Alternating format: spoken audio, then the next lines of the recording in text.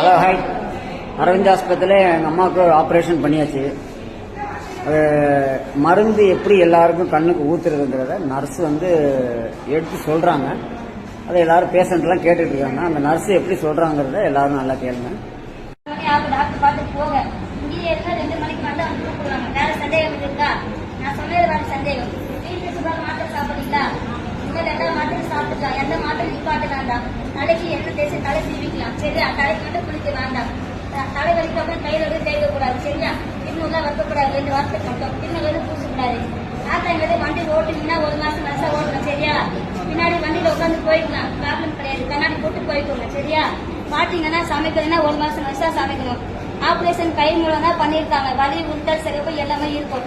மருந்து போட சரியா பயப்பட வேண்டாம். கட்டி வச்சுதான் பண்ணிருக்காங்க. வலி கண்டிப்பா இப்பதான் செய்யணும். சரியா? மருந்து போட சரியாகும். அடுத்த மாசம் 14ஆம் தேதி செக்அப் பண்ணும். 14ஆம் தேதி. சரியா? அடுத்த மாசம் 14.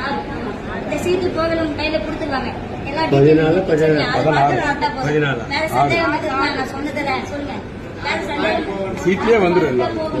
யாரும் எங்கேயும் போகக்கூடாது. இங்கே தான் இருக்கணும். சாப்பிடணும் போய் சாப்பிட்டு 2 மணிக்கு வந்து கூப்பிடுவாங்க. வேற சந்தேகம் எது இருக்கா? கிடைக்கும். வேற சந்தேகம் இருக்கா கேளுங்க.